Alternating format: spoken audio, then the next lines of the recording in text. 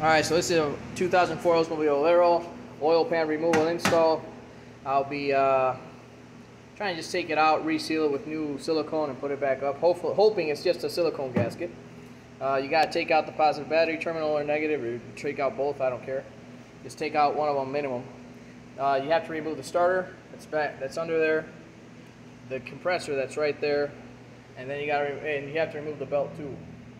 I recommend first remove the belt, then the compressor, then the starter. Whichever way you go, you still got to remove the belt first. You got to take this, I think this is the ABS, no, this is not the ABS module. I'll look this up later on. But yeah, you just take it out with this metal tab, just pull it back forward, and it should just pop out, and you can put this in the back. Alright, and the silicone I'll be using is called the Right Stuff 90-minute gasket maker. Right there, see that? 90 minutes. How good is that? I mean, it even guarantees, it tells you that it's for the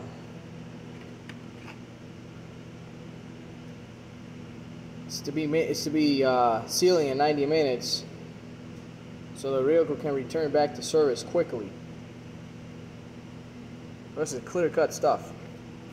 So yeah, this is just to get the car running quickly. Yep, and that's what I'll be using. So this will just be won't be a step-by-step absolute guide. Again, I try to do briefings. I really don't have much time to do videos, but I try to make them just to help you guys out and give you guys an idea what the job is like. But yeah, it's basically the rundown. So after you take out these three components, I'm going to go on the bottom, release all the bolts, leave two on, and then take the last two once I want to remove the oil pan. And obviously, before anything else, I'm going to drain the oil pan, because I am going to change the oil on this vehicle. So yeah, I'm going to drain the oil pan, take out the filter, replace it, and keep on going. 15mm for the bolt in the back, and I got an oil wrench for the oil filter. I already got it loose. I'm not going to release it yet completely. I don't want this to drip all over, and I got the oil pan ready. So you got a 15mm bolt for the compressor right there. Then you got one up here, right there. Then you got one. It's supposed to be three of them. There's the other one right there. So you got 1, 2, 3, 15 mils. Just push it to the front. So as for a nice removal with the trying to take out the top ones off, you don't want to use extensions. The most comfortable setup would be a 15 deep well socket. You'll have enough space between the nut and the back. Man, let me just turn on the flashlight. You have enough space between the nut and the back to comfortably break them loose, and then if you want to use a short one or long one, that'll be on you. But as a good setup for loosening, deep well for the top ones. So one last bracket you gotta watch out for. You can see I already got the compressor released, starter's released, everything's out, everything's looking nice and clean. But there's a bracket back here. You see this one that's dangling? So he's bolted onto that hole, and he's bolted onto the transmission frame. So what I did was, with my ratchet behind the wheel well right here on the spot, I could maneuver my ratchet to get behind here, not even taking out this tire, and just maneuver back here and just release them. That one I didn't take out entirely, because I see that my axle is in the way, and I do not want to hit my axle. I want to have it just enough to take this bracket out of the way. Hopefully it won't give me any issues. Let's see. Now, as for these, you can see harmonic balancer oil pan. This is the harmonic balancer. This is symbolizing the harmonic balancer, and this is my complete oil pan. Sometimes I do this because if it has a lot of bolts, and maybe some of them are different sizes, it might happen, it might not. I just don't know.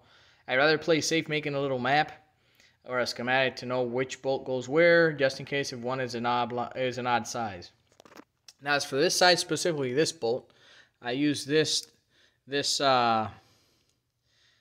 flexible joint for the ratchet. I forgot the name for it. I know this is the set I bought. So this is a bit different from your normal stuff that you get, that you buy from the Home Depot or other places. This one is sort of springy and Basically, it just adapts to your movement. So I got my 10 millimeter on there, under there, and then I went all the way up, and this just basically accommodated to the oil pan on the bottom. If I can materialize what I'm trying to say here, I'm gonna try to turn on my flashlight. All right. So you can see that hole there? To get to that one, it is not easy with the ratchet. So what I did is that with a straight, non-flexible, extended 10 millimeter, you have to use this flexible one so it can accommodate to going through this hole and mating with the head of that bolt there. That's the only weird one that you're gonna have to maybe fight with a little bit, and that's it. Alright, so for the last piece of the puzzle to take out the oil pan is you're gonna be taking out the front 3 13 millimeter bolts and the back 3. There's one here, one in the back, and the other 2. So once you get it jacked up, that's where I jacked up mine. You can see that. See the bolt right there. If I can just zoom in on it. I guess not. So the bolt is right there. So I'm just going to use a 13 millimeter with a short extension and just ratchet that one out. And then all I have is the back 2. And I should be able to pull it out. Alright, so for the toughest bolt, for example, these bolts I'm talking about, I'm going to explain to you as the following. So once you get the most uncomfortable one that's back here loose, what you're going to do is, I already have one bolt here just holding the crank pan. See it right there. So that bolt there holding the crank pan and not fully tightened, that's going to help me move this crank pad forward and back. So when I loosen that 13 millimeter here in the back, it's all the way back here, I can loosen it with my fingers while I'm moving this crank pan up and down so it can come out really loosely and not tight. Because the moment you get the weight of this crank pan on that bolt, it's going to be almost impossible for you to rotate it by hand, because rotating with the socket on is almost impossible. So at least I took it out with my fingers. Just want to give you, this is the hardest part. The rest should be easy. So, yep. I want to give you guys that update. Alright, so now that I got the crank pan out, it's an O-ring. It's not a silicone seal like the Asians. Like that. Well, Honda's maybe. This guy has a O-ring too, or a gasket. So yeah, I gotta go run now, go get a gasket for this. Clean this out too. But there's something I want to show you. See that dipstick? So I want to show you in reality how low can your oil go. So there's your dipstick, and here is your oil sucker right here. This goes for your oil pump. So when you're halfway, you know, the pistons and everything all the way up there. So basically your oil sits over, like way over the oil pickup. So yeah, just wanted to show you guys that. Interesting stuff. Interesting stuff. That's how this engine looks. This engine was never in my possession from brand new. This was basically a gift. And yeah, I would say it wasn't changed every time it was supposed to be changed. It shouldn't look this bad. I mean, it looks all crusty and stuff. But yeah, I'm gonna go clean this surface up and go get a gasket. So I already hosed this down with some purple Zep cleaner. and I'm gonna let it sit for a while. I'm gonna use wire brushes. I might do brass or steel. I don't know. I think I might do brass. Put it on the drill and just drill it all off. Clean the crank pan real good. See all the tar and grime and stuff it has on there. Scrape some of it off. Look at that. Half a pound of dirt. Yeah, I'm gonna make sure this is really clean before I install back. I hosed everything down, inside, the sides, around, and the bottom. So next part of the system of replacing and doing this oil pan is I'm going to swap out the oil sensor right there on the spot, because these do like to leak right through the center or internally, so and leak out through the sides. So I'm going to swap it out too. To swap that one out, as you can see, let me turn on the light. I already got the socket on there. So I'm already up there loosening it up.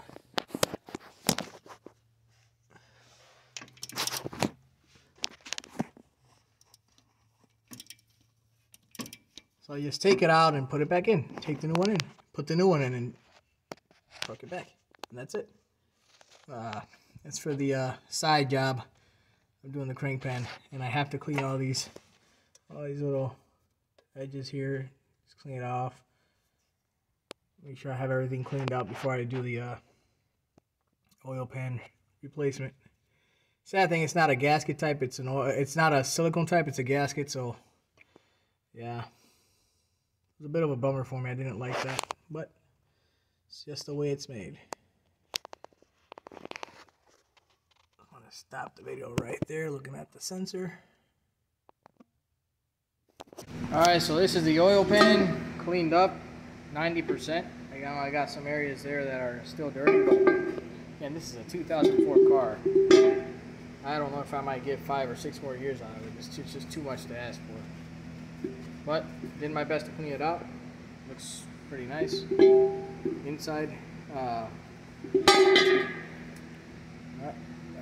think I'm gonna paint it outside, but yeah, inside it's looking a lot better than what it was. But yeah, this is how it's going to look. All I did was just put it inside a big tote over here. Sprayed it down with the Zep Purple. And then scrubbed it off with the brass wire wheel. Then I used at least 2.5 bottles of brake cleaner just to have it look like that. Nice shiny gray, most of the tar out.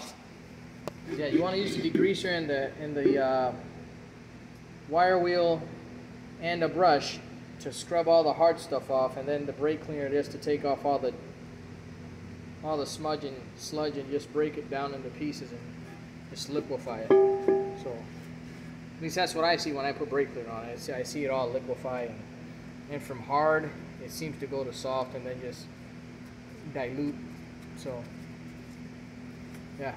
It's the best it's going to get. I'm just going to clean it up, dry it up, put the gasket on, then back to the crank pan, back to the engine.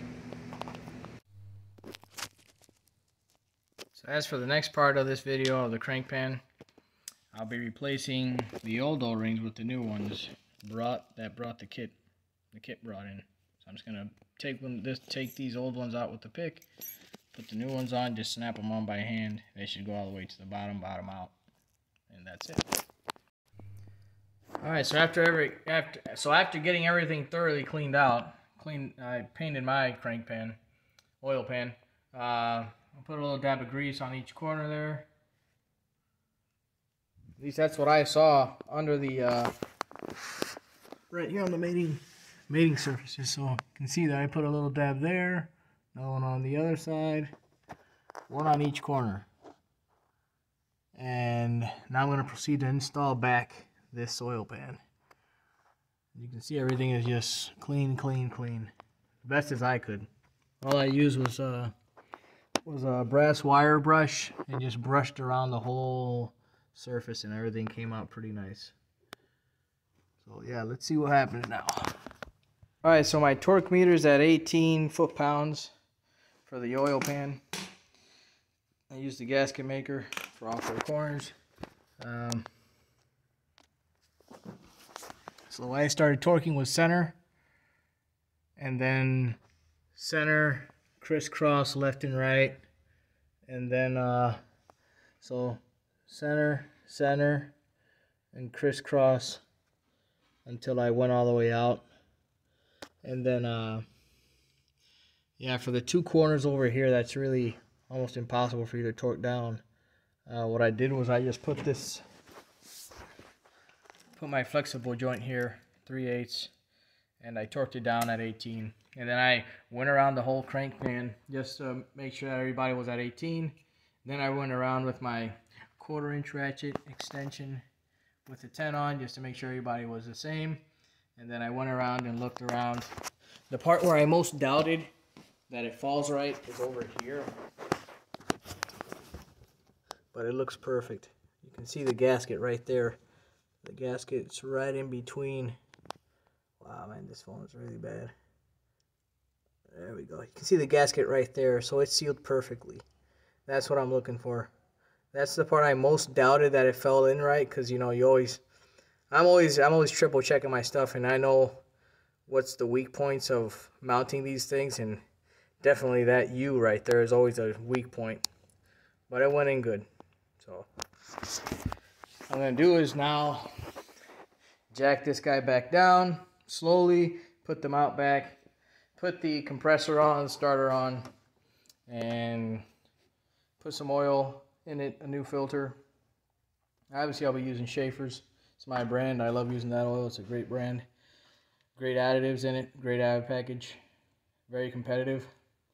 And yeah, see what happens. Hopefully it won't leak. Hopefully it'll stop leaking for a long time, because it got me really tired. Little drip there, having to clean it every day when I come back from work. Gets a bit tiring.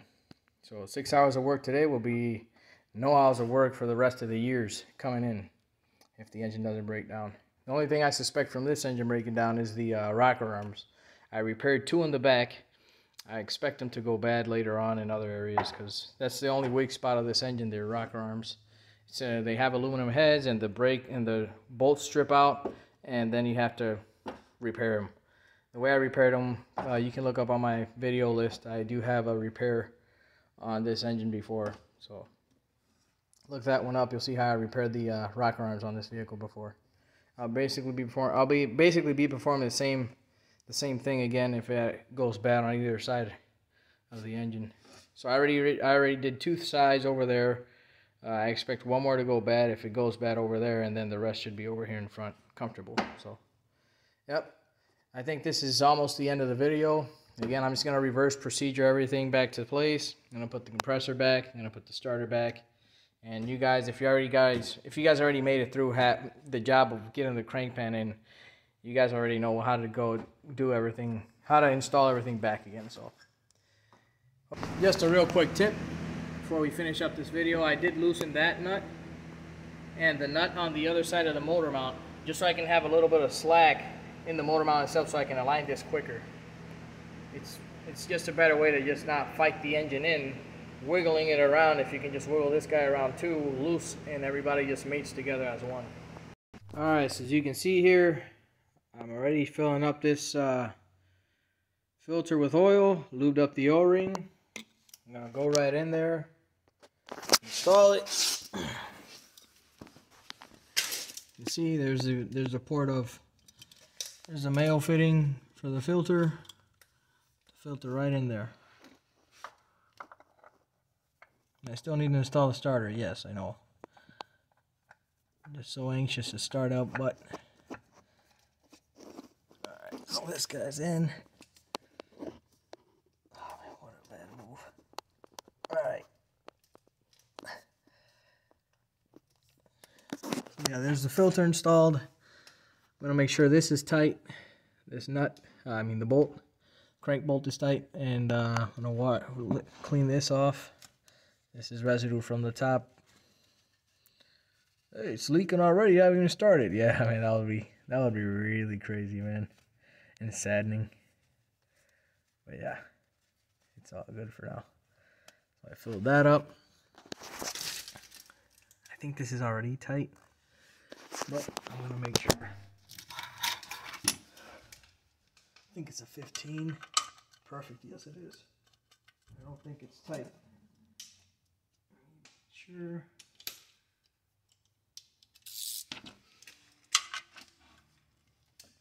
Yeah, it's tight. It's tight.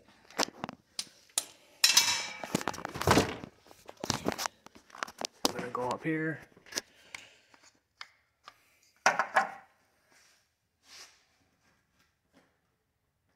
I'm just gonna leave the starter for last.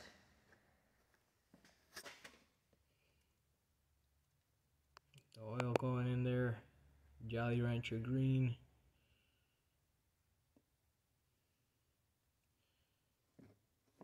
There we go. Just gonna leave it there pouring. And multiply that by the other 4. This engine only takes 4 quarts. I'm gonna put the starter back in and see how she turns on. And there he is on.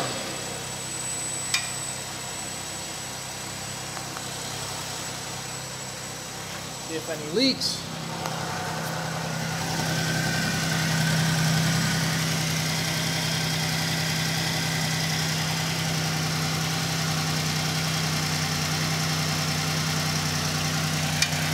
Seems like everything is pretty nice.